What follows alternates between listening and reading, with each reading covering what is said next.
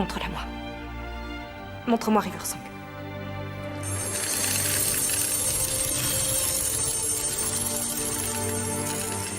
Et bonjour à toutes et à tous, on se retrouve de nouveau sur DNSU pour une petite analyse d'un nouveau personnage de votre série favorite, Doctor Who. Alors aujourd'hui, de qui on va parler? Eh ben on va parler de Riversong. Donc cette petite analyse sur Riversong sera découpée en deux parties. Donc ceci est la première partie. Donc Riversong, qui est née Melody Pound, est la fille de Rory Williams et d'Amy Pound, a été conçue peu après le mariage de ses parents dans le TARDIS. Donc Amy a été kidnappée et remplacée par une chair vivante pendant, ou peu de temps après, sa lune de miel. La chair vivante fonctionnait comme un avatar à travers lequel Amy percevait l'existence comme si elle était présente à la place de la chair vivante. En réalité, Amy a été emmenée dans une église sur la base marine de l'astéroïde, la retraite du démon, au 52e siècle, pour faire naître Mélodie. Après la naissance de Mélodie, sur la retraite du démon, Amy a insisté pour utiliser son nom de famille de jeune fille, pour Mélodie. Amy a estimé que Melody Williams était le nom d'un professeur d'un géographie, tandis que Melody Pound évoquait un super-héros. En moins d'un mois, Melody était remplacée par un clone et enlevée à sa mère par Madame Kovarian au XXe siècle, pour être élevée pour tuer le docteur. Elle a été choisie pour cette tâche en raison de sa conception dans le vortex du temps. Ce lui a donné le potentiel de grande force et de génération, de piloter le TARDIS et de comprendre les principes complexes du temps et de l'espace. C'est à travers son clone que Melody a rencontré pour la première fois son père, Rory Williams, et le 11e docteur. Lorsque la connexion de Melody avec son clonage a été rompue, son clonage s'est liquéfié, tandis que son père et les alliés du docteur se sont battus pour la protéger des moines sans tête. Durant sa croissance, Melody a été entraînée par le silence pour être l'assassin parfait pour le docteur, même s'il serait incapable de se souvenir correctement de cette partie de sa vie en raison de leur pouvoir d'effacement de la mémoire. Ses premiers mots furent « tuer le docteur ».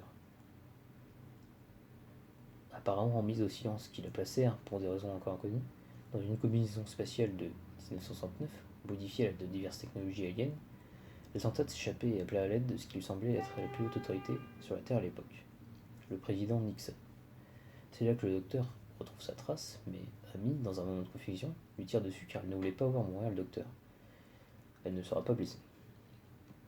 On la retrouve 3 mois plus tard, en juillet 69, dans un orphelinat désaffecté, dans lequel il y a de nombreuses photos d'elle, bébé et d'Amy, où elle arrive enfin à quitter sa combinaison spatiale qui semblait vouloir se nourrir d'elle.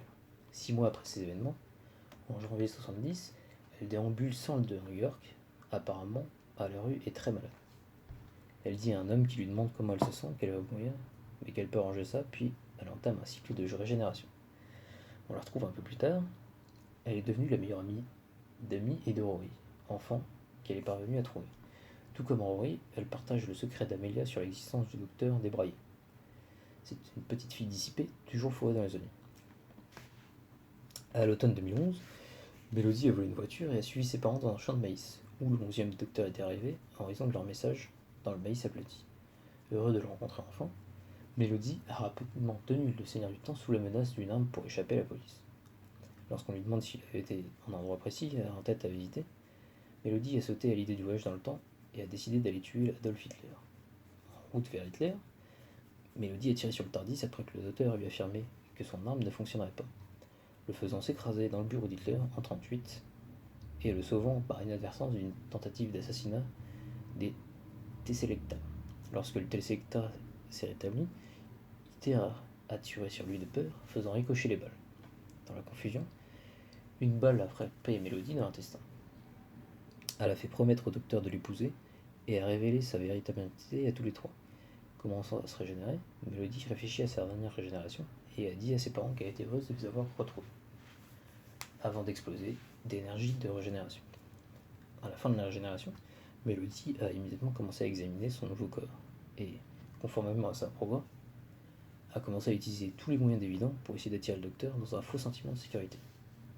Et ayant déjà appliqué du rouge à lèvres imbibé de poison d'arbre de Judas, elle a embrassé le docteur, l'empoisonnant au-delà de sa capacité de se régénérer, alors qu'elle se déchaînait joyeusement à Berlin, s'amusant avec des fusils de soldats allemands et volant des vêtements aux clientes de l'hôtel Chic Held.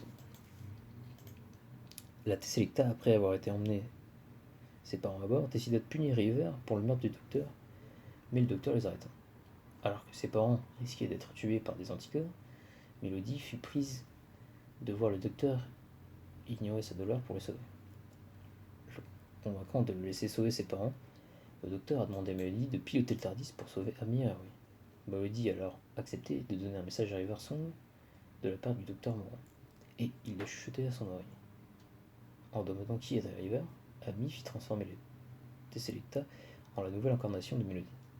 Mélodie a réalisé qu'elle était la personne que le docteur n'arrêterait pas d'appeler à l'aide et l'a réveillée avec un baiser, utilisant toutes ses régénérations restantes pour le ramener à la vie. Elle s'est évanouie dans le processus. Le docteur a donc emmené River au milieu de l'hôpital de l'univers pour se rétablir. Le docteur a laissé un journal à forme de TARDIS en cadeau, et il a fait en sorte que le nombre de pages du journal reflète exactement le nombre d'aventures qu'ils auraient ensemble pour que River enregistre. Le lendemain matin, River avait trouvé ses vêtements que ses parents lui avaient laissés. Cependant, il n'avait rien laissé à River pour écrire dans son journal. Les infirmières ont appelé le magasin d'antiquité le plus proche et ont pu lui trouver un stylo qu'elle a utilisé pour faire la première entrée dans son journal. On va donc arrêter cette première partie ici et vous aurez la suite bientôt.